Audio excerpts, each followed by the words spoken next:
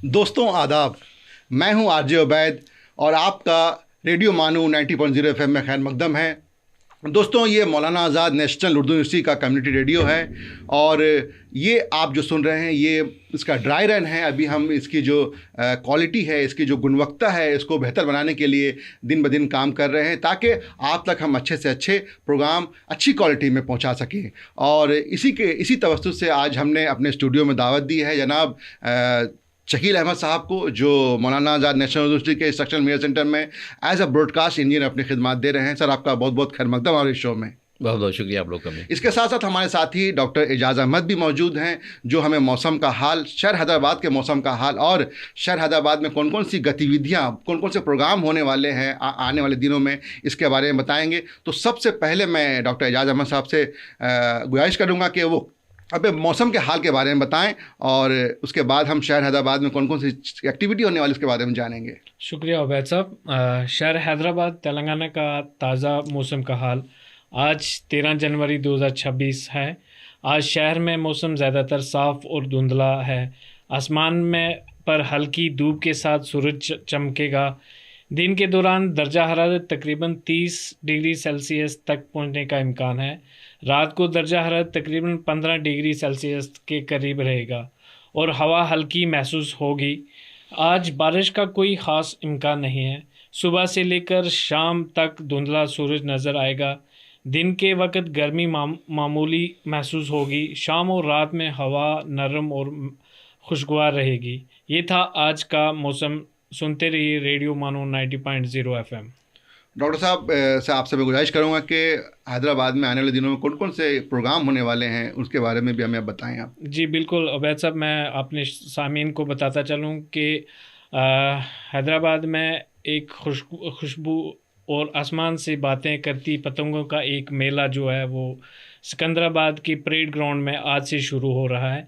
International kite and sweet festival 2026 आज मंगल 13 जनवरी 2026 शाम ठीक 4 बजे इस रंगारंग फेस्टिवल का इफ्तिताह करेंगे तेलंगाना के वज़ीर सेहत जनाब जोपल्ली कृष्णा राव। सामीन, ये फेस्टिवल सिर्फ एक दिन का नहीं है बल्कि 13 जनवरी से 15 जनवरी 2026 तक यानी 3 दिन तक आसमान रंगों से भरा रहेगा। इस आलमी मेले में 19 मुख्तलिफ ममालिक से आने वाले पेशेवर पतंगबाज और भारत की मुख्तलिफ रियासतों से 55 माहिर काइट फ्लायर्स अपना शानदार हुनर पेश करेंगे। और सामीन, ये फेस्टिवल की सबसे ख़ास और दिलकश बात यह है कि रात के वक्त भी पतंगबाजी का खसूसी सेशंस जो हैं वो रहेंगे, जहां रात के वक्त पतंगों से आसमान जगमगाता हुआ दिखाई देगा। ये थी आज की सरगर्मियाँ जो हैदराबाद में हो रही हैं। तो अपने सामीन को मैं ये कहूँगा कि सिकंदराबाद के परेड ग्राउंड में जाएं और काइट फेस्टिवल का लुत्फ़ अंदोज़ लें। और जी। सामीन, ये था आज का सरगर्मियाँ। सुनते रहिए रेडियो मानो 90.0 एफएम। बहुत बहुत शुक्रिया डॉक्टर एजाज़ अहमद साहब, आपने जो है हैदराबाद में जो चीज़ें होने वाली हैं, एक्टिविटीज़ के बारे में जानकारी दी, आपका बेहद शुक्रिया। अब हम बढ़ेंगे अपने अगले गेस्ट की तरफ, उनसे जानेंगे उनके बारे में। तो मैं आपको दोबारा बता दूं कि आज हमारे साथ स्टूडियो में मौजूद हैं इंस्ट्रक्शनल मीडिया सेंटर मौलाना आज़ाद नेशनल उर्दू यूनिवर्सिटी के सीनियर ब्रॉडकास्ट इंजीनियर जनाब शकील अहमद साहब।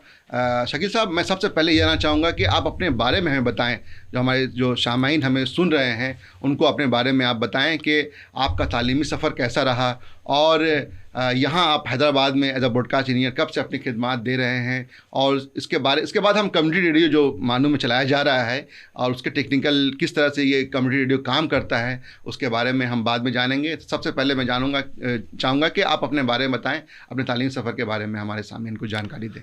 दोस्तों आदाब, मैं शकील अहमद एक बिहार के छोटे से गांव हरियाडी का रहने वाला हूं। मैं स्टार्टिंग जो मैंने तालीम हासिल की 2री क्लास तक जी मकतब में मैंने हासिल किया। अच्छा अच्छा अच्छा जो मकतब उर्दू मीडियम से चलता था। अच्छा अच्छा अच्छा। उसके बाद फिर मैं, क्योंकि वहाँ मकतब में सिर्फ तीसरी क्लास तक था, तो पहले ही मैंने शिफ्ट किया, क्योंकि मेरे भाई दूसरे स्कूल में पढ़ते थे। तो वहाँ गांव में क्योंकि 4 किलोमीटर 5 किलोमीटर पैदल जाना पड़ता था, तो भाई का साथ मिल जाता, तो मैंने आसानी से वहाँ पर मिडिल स्कूल में मैंने एडमिशन ली। तो मिडिल स्कूल में तीसरी और चौथी जमात में मैं हिंदी मीडियम से अपना इब्तदाई एजुकेशन हासिल किया जी। उसके बाद फिर मैंने क्योंकि हमारा घर दूसरी जगह फिर बन गया, तो मैं फिर वहाँ शिफ्ट हुआ। तो वहाँ के मिडिल स्कूल में जाकर के फिर मैंने एडमिशन लिया। अच्छा। तो वहाँ पर मैंने ये 5वीं क्लास तक एडमिशन ली हिंदी मीडियम में। अच्छा। उसके बाद वहाँ एक छोटा सा शहर है पीरो, वहाँ पर हाई स्कूल है। तो उसके बाद मैंने हाई स्कूल में एडमिशन लिया 6ठी क्लास में। इस दौरान में मुझे एक ग्रामीण छात्रवृत्ति होता है, स्कॉलरशिप, वो भी मुझे ये स्टेट लेवल पर मिला था, क्योंकि हर ये जिले में वहाँ कम 3 स्टूडेंट को ये छात्रवृत्ति दी जाती थी जो मेरिटोरियस होते थे जी। उसके बाद मैंने ये 8वीं क्लास तक हाई स्कूल में पढ़ा। उसके बाद हमारे भाईजान जो बड़े थे वो पटना में शिफ्ट हो गए। अच्छा। तो पटना बिहार की राजधानी है, तो भाई ने कहा कि तुम भी यहीं आ जाओ। तो फिर मैंने यहाँ पर मैंने पीरो हिंदी मीडियम से पढ़ रहे थे, उसके बाद पटना में जाकर के मैंने उर्दू मीडियम स्कूल में पढ़ाई स्टार्ट की। अच्छा, अभी हिंदी में उर्दू मीडियम में फिर आया जी। तो उर्दू मीडियम में मैंने 9th और 10th का एजुकेशन हासिल किया। अच्छा। उसके बाद फिर वहाँ पर 11th और 12th क्लास क्योंकि कॉलेज में होता था और उर्दू मीडियम कोई स्कूल नहीं था। अच्छा। तो इसलिए फिर हिंदी मीडियम कॉलेज में मैंने एडमिशन लिया 11th और 10th में। हमारे ज़माने में उस वक्त 11th और 12th कॉलेज में हुआ करता था। अच्छा अच्छा अच्छा जी जी जी जी। और आगे की तालीम के लिए आप फिर कैसे कहाँ गए? जी जी, मैं बताता हूँ। उसके बाद मैं जब 12th कर लिया तो फिर हमारे भाईजान ने वो दिल्ली में उस वक्त शिफ्ट हो गए थे, और यहाँ पर अकेले रह कर के मैं पढ़ाई ढंग से कर नहीं पा रहा था। तो हमारे वालिद साहब ने नहीं सोचा कि भाई के साथ ही मैं लगा देता हूँ, क्योंकि भाई मेरे बड़े ही मेरिटोरियस थे, स्टूडेंट थे। अच्छा जी जी। तो फिर उन्होंने दिल्ली में बुलाया। दिल्ली में मैं 1 साल तक मैंने तैयारी की जामिया मिलिया इस्लामिया का। अच्छा, टेस्ट होता है जो जी, वो टेस्ट होता है। तो डिप्लोमा में मैंने कामयाबी हासिल कर ली। तो फिर मैं वहाँ पर डिप्लोमा में एडमिशन ले लिया।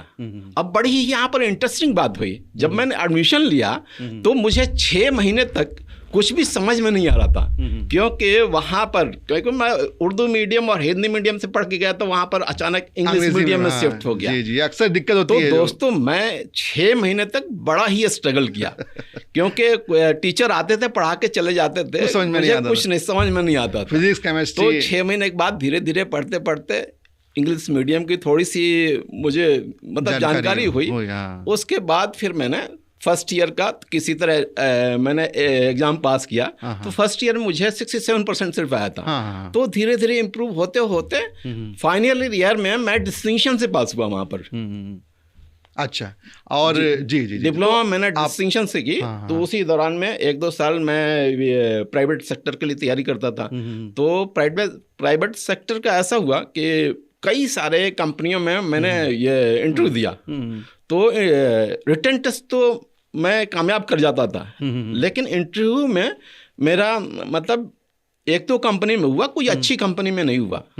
तो फिर उसके बाद मैंने डिसाइड किया कि अब मुझे गवर्नमेंट जॉब ही करना है। तो उसके लिए बैठ के मैंने 2 साल तैयारी किया। तो उसी दौरान तैयारी के दौरान में ही फिर जामिया मिलिया इस्लामिया के मास कम्युनिकेशन रिसर्च सेंटर है। तो वहाँ पर मेरा जॉब हो गया। तो वहाँ पर तकरीबन मैं 13 साल तक जॉब किया। जी जी जी। तो इसी दौरान में एक कॉमनवेल्थ गेम हो रहा था कतर में। हाँ, उसके बारे में वही पूछना चाह रहा था कि आपका कैसा एक्सपीरियंस रहा वहाँ पर? तो कतर में हिंदुस्तान में वहाँ के लोग आए इंटरव्यू लेने के लिए। तो हिंदुस्तान से 3 लोगों का सिलेक्शन हुआ था। अच्छा। और जिन लोगों का सिलेक्शन हुआ था उसमें मैं सबसे जूनियर था। अच्छा। तो मैं जाके वहाँ कतर में वहाँ के इंटरनेशनल ब्रॉडकास्ट सेंटर में जी जी जी मैं वहाँ खिदमत अंजाम दी अपनी। कितने दिनों तक रहे वहाँ? वहाँ पर कॉमनवेल्थ करीब करीब ये 10 दिन ही चला था, लेकिन उसकी तैयारी के लिए 1 महीने पहले हम लोग गए थे, क्योंकि तैयारी बहुत अहम होती है। और उसके बाद भी हम लोग कुछ दिन रहे थे। तो अच्छा। करीब करीब 2 महीने हम लोग वहाँ रहते हैं कतर में। तो वहाँ के गवर्नमेंट ने हम लोगों को सर्टिफिकेट वगैरह भी दिया, और वहाँ के गवर्नमेंट की तरफ से एक बड़ी ही पार्टी होती है, उस पार्टी में हम लोग को बुलाया गया। अच्छा अच्छा अच्छा अच्छा। तो वो एक्सपीरियंस बड़ा ही अच्छा रहा कि और खास करके जब हम इंटरनेशनल ब्रॉडकास्ट सेंटर में काम कर रहे थे तो वहाँ पर कई जगह के लोग काम कर रहे थे, कई सारे जो ब्रॉडकास्ट इंजीनियर से मिलने का मौका मिला होगा, बहुत कुछ सीखने का मौका मिला अलग अलग होगा। फील्ड था। तो अलग अलग जगह के जापानीज लोग भी थे, चाइनीज लोग भी थे, अमेरिकन लोग भी थे। तो मैं सेंटर में था, मुझे हर किसी से काम लेना था। जी जी जी जी। तो ये बड़ा ही एक्सपीरियंस रहा। बड़े ही स्पेशलाइज लोग होते हैं कि जैसे कोई केबल अगर कनेक्ट कर रहा है तो केबल का ही वो माहिर है। अच्छा। दूसरा कोई ट्रांसमीटर का रिपेयर करने वाला तो ट्रांसमीटर का ही माहिर है, वो दूसरा कुछ नहीं सीखेगा। मैं खास करके ये वहाँ के लोगों में देखा कि वो दूसरा जो उसका फील्ड है उसी फील्ड में काम कर रहे हैं, उसी में एक्सपर्ट है और उसी का काम करेगा। दूसरी चीज़ों को जैसे हमारे हिंदुस्तान में है कि माहिर यहाँ पर लोग हर चीज़ में होने की कोशिश करते हैं, तो लेकिन एक्चुअल माहिर किसी चीज का नहीं हो पाता। एक्सपर्टाइज होना जरूरी है। एक्सपर्टाइज होना जरूरी है। यहाँ पर एक्सपर्टाइज नहीं हो पाते हैं, ये लोग चाहते हैं कि एक ही आदमी 10 काम करे। जी जी जी। तो वहाँ पर मैंने देखा कि नहीं, जो आदमी जिस चीज का माहिर है वही काम कर रहा है। जी जी जी। अच्छा, आप लोग वहाँ पर जब आप गए होंगे तो जो मशीनें आप यहाँ हिंदुस्तान में यूज़ कर रहे होंगे, वहाँ पर बहुत सारी एडवांस मशीनें आपको देखने को मिली होंगी, तो बहुत सारी चीज़ें नई सीखने को मिली होंगी वहाँ पर। एक चीज मैं बड़ा ही इंटरेस्टिंग कहानी है, जब मैं उसका इंटरव्यू दे रहा था तो यहाँ पर हिंदुस्तान में स्टैंडर्ड डेफिनेशन की मशीनें थी। जी जी। और वहाँ पर हाई डेफिनेशन था। अच्छा। तो उसने इंटरव्यू में मुझे पूछा कि यहाँ पर तो आप स्टैंडर्ड डेफिनेशन में काम कर रहे हैं, यहाँ हाई डेफिनेशन है, आप किस तरह से काम करेंगे? तो मैंने उसको अपने इंटरव्यू में यही बताया कि जब मैं बेसिक चीजें सारे कुछ जान रहा हूँ, सिर्फ हाई डेफिनेशन एक एक्सटेंशन है उसका। तो जब मैं बेसिक चीजें जान रहा हूँ तो मुझे आप किसी फील्ड में रख दो, मैं सारे वहाँ के काम कर सकता हूँ। जी जी जी, बिल्कुल। तो बिल्कुल। शायद मेरा कॉन्फिडेंस देख करके वहाँ मेरा सिलेक्शन हो गया था। जी जी जी। तो उसके बाद फिर मैं जामिया में कुछ दिनों तक काम किया। उसके बाद आने के 6 महीने के बाद उसके बाद ही यहाँ हैदराबाद में Maulana Azad national Urdu university media centre का रिक्रूटमेंट का एडवर्टीजमेंट निकला हुआ था। अब यहाँ फिर यहाँ सिलेक्शन हो गया। तो इसकी भी बड़ी इंटरेस्टिंग कहानी है। मैं यहाँ का भरने वाला नहीं था। अच्छा। मेरा दोस्त एक था ब्रजीस अहमद नारवी, वो फॉर्म निकाल के रखे हुआ था। अपने लिए रखा था क्या? जी, अपने लिए रखा था। अच्छा। तो उन्होंने कहा देखो ये निकला हुआ, मैं तो वहाँ जा नहीं पाऊंगा क्योंकि मेरे मदर फादर थोड़ा ज्यादा एज के हैं। तुम भर दो। अच्छा अच्छा। तो मैंने भर दिया फॉर्म। अच्छा। तो उसके बाद ही बड़ी एक इंटरेस्टिंग कहानी हुई। जी जी। एक हमारे जफर आसिम किदवई एक दोस्त थे, वो हैंडीकैप्ड थे। अच्छा अच्छा। तो उनको बाद में मुझे पता चला कि उन्होंने भी फॉर्म भरा हुआ इसी पोस्ट के लिए। अच्छा अच्छा अच्छा अच्छा। तो वो हैंडीकैप्ड थे, उनके साथ एक आदमी उनके साथ में आ सकता था फ्री में। अच्छा। उसका टिकट नहीं लगता। तो उन्होंने कहा कि छोड़ दो, तुम टिकट वगैरह नहीं लेना, मुझे भी इंटरव्यू देना चला, तुम मेरे साथ चलो। अच्छा अच्छा अच्छा। तो मैं हैदराबाद में उनके साथ आया, उनकी टिकट पर। जी जी जी जी। तो यहाँ पर आने के बाद हम दोनों ने इंटरव्यू दिया। हम दोनों ने ये डिसाइड किया था कि किसी का भी सिलेक्शन हो, पता तो चल गया था इंटरव्यू देते ही, क्योंकि इस फील्ड के लोग नहीं आए थे, दूसरे टेलीविजन के फील्ड के आए थे, कम्युनिकेशन फील्ड के लोग आए थे, लेकिन एक्चुअल इस फील्ड में कोई काम करने वाला लोग नहीं था, हम ही 2 लोग थे।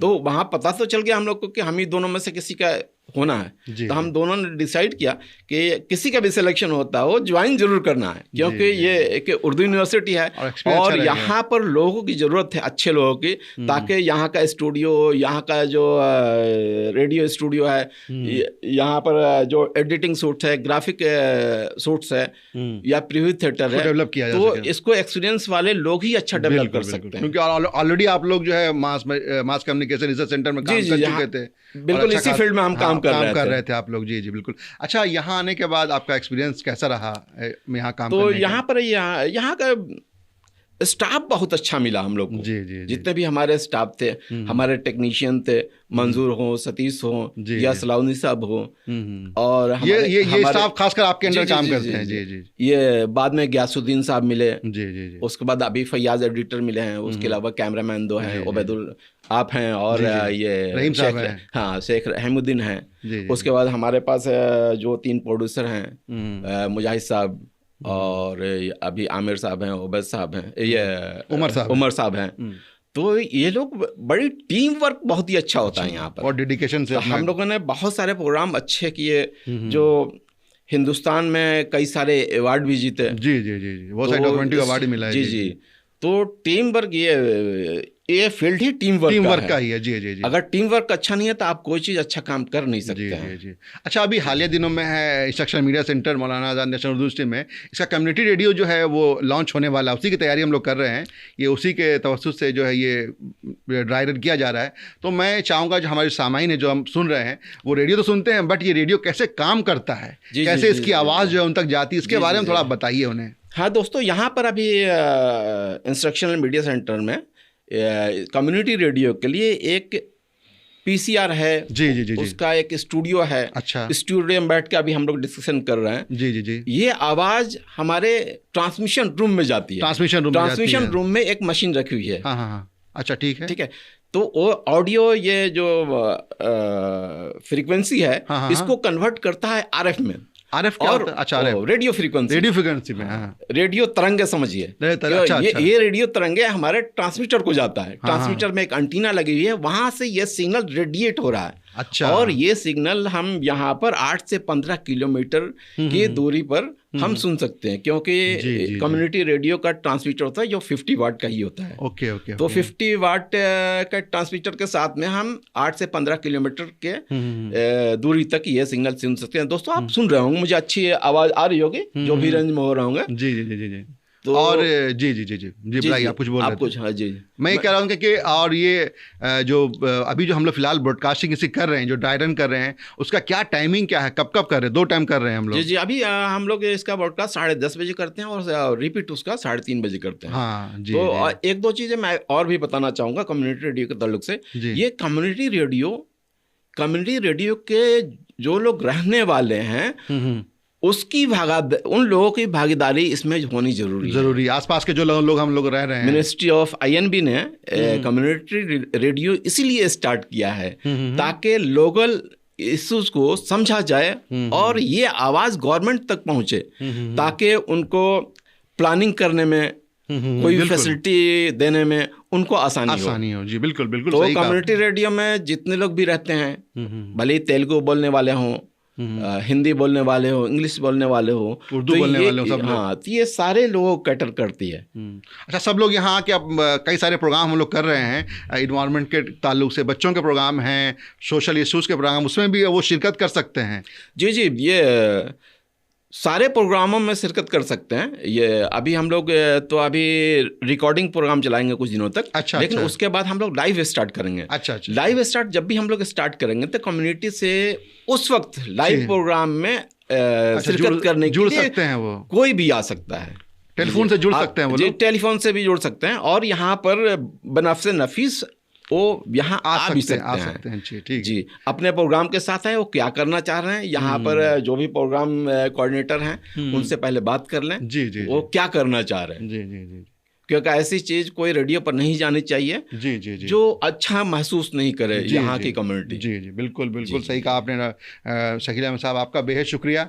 आप हमारे जो ड्राई रन की जो चल रहा है सर्विस, उसमें आप आए, रेडियो की कम्युनिटी रेडियो मानू 90.0 FM की ड्राई रन में आप आए, आपका बेहद शुक्रिया, आपने अपना कीमती वक्त दिया इस प्रोग्राम के लिए। आप लोग का भी बहुत बहुत शुक्रिया। तो दोस्तों, ये थे जनाब शकील अहमद साहब, broadcast engineer, senior broadcast engineer, instructional media centre मौलाना आज़ाद नेशनल उर्दू यूनिवर्सिटी, और आप सुन रहे हैं रेडियो मानू, जो मौलाना आज़ाद नेशनल उर्दू यूनिवर्सिटी का कम्युनिटी रेडियो है। और ये हमारी ड्राई रन सर्विस है जो अभी हम लोग शुरू कर चुके हैं। और आप अगर हमसे कांटेक्ट करना चाहते हैं, हमसे अपना कोई ऐड हमारे रेडियो पर चलाना चाहते हैं, तो आप हमें जो है आप हमसे रब्त कर सकते हैं। हमारा ईमेल आप नोट कर लें, radiomanu@manu.edu.in। मैं इसको दोहरा देता हूँ, radiomanu@manu.edu.in। चलिए आखिर में सुनते हैं हम लोग मानू का तराना।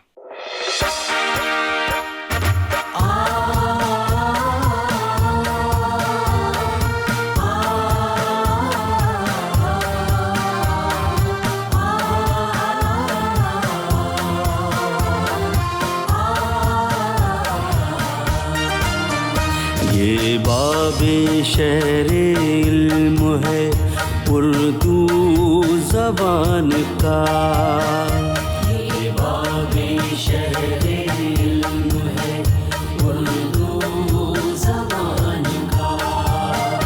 आओ सफर यहाँ से करे आसमान का, ये बाबे शहरे इल्म है उर्दू ज़बान का, ये बाबे शहरे इल्म है उर्दू ज़बान का। इल्मो कमाल फजलो शेयारो शूर तक फैली है दिल नवाज महक दूर दूर तक, मिलता यहाँ निसाब है सारे जहान का, ये बाबे शहरे इल्म है उर्दू ज़बान का, ये बाबे शहरे इल्म है उर्दू ज़बान का।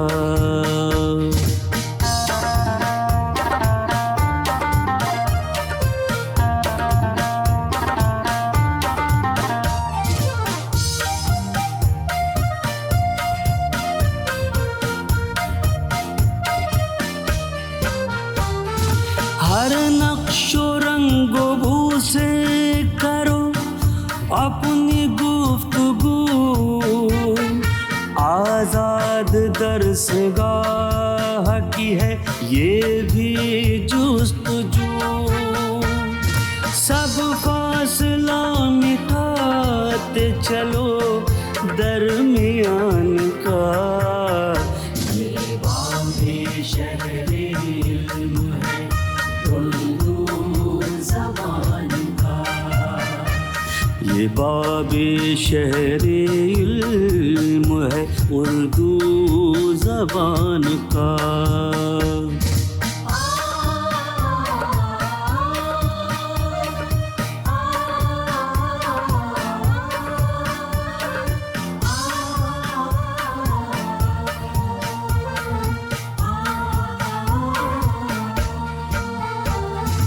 ग़र्बो जुनूब से हो के शर्क़ो वो शुमाल से, आगे बढ़ो ख़याल मिला दो ख़याल से, चर्चा हो कायनात में हिंदुस्तान का, ये बाबे शहरे इल्म है उर्दू ज़बान का, ये बाबे शहरे इल्म है उर्दू ज़बान का।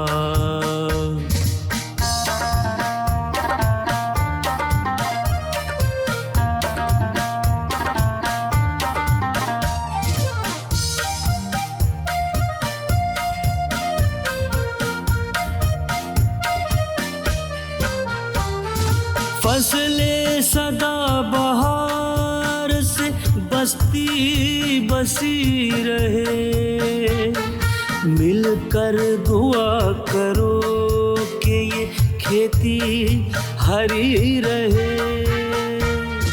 साया रहे सरों पे किसी साहिबान का, ये बाबे शहरे इल्म है उर्दू ज़बान का। आओ सफर यहाँ से करे आसमान का, ये बाबे शहरे इल्म है उर्दू ज़बान का, ये बाबे शहरे इल्म है उर्दू ज़बान का।